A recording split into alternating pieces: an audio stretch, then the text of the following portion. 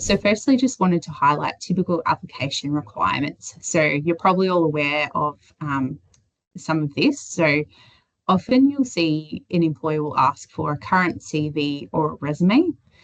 So most of the time it actually just means the same thing. So technically a CV or a curriculum vitae is a more detailed version of your resume, and it tends to be more for academic type roles.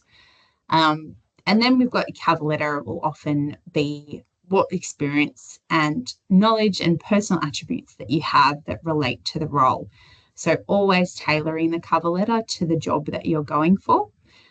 So always a targeted approach is best. And always, number one, always follow the employer's instructions. So sometimes people say to me, oh, how long should a cover letter be?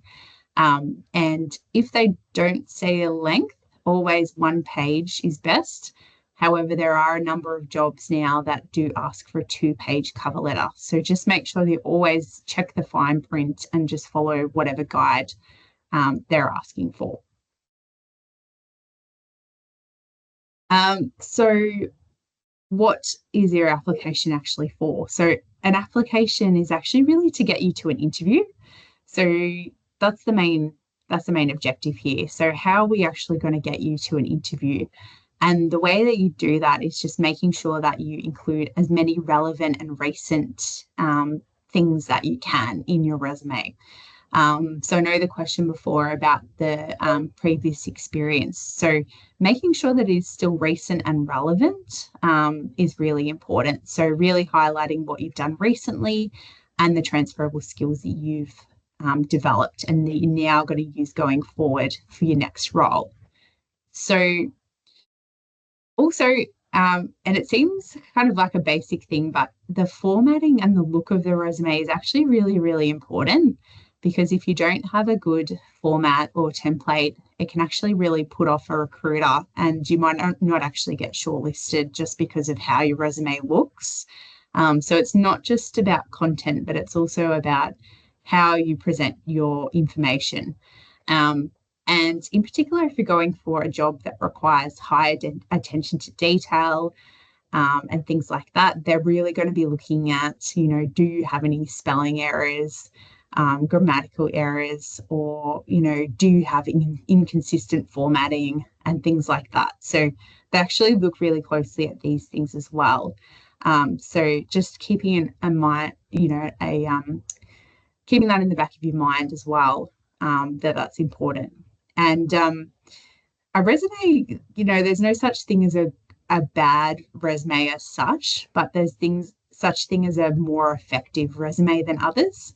So the way that you get more effective is just having that really targeted approach each time. So making sure that you know exactly why you're applying for that job and make it clear in your application to that employer.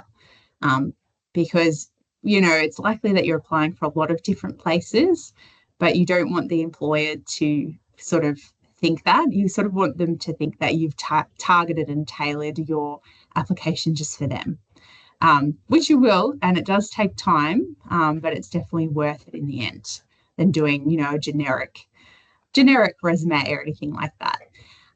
So your resume should actually be, rather than looking back on your previous experience and sort of reflecting on that, it should be more forward facing. So it should be more thinking about where you want to get to in the future and how your previous past experience have contributed to where you are now, and how did you get, interested in that kind of new field, or how did you get interested in that field in general. So this is a good sort of quote. So aim for a forward-looking capabilities brief, not a backwards-looking story of your life.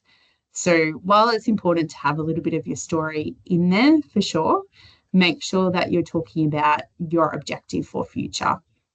So that's really important, and that's often where you get, the resumes that are more effective than others. And in addition, it should also focus more on accomplishments rather than just the duties that you've done. So I'll go into a bit more about this as well, but you really want to be quite achievements-based in your resume. and talking about what you've actually achieved in each role, and what kind of skills that you've gained.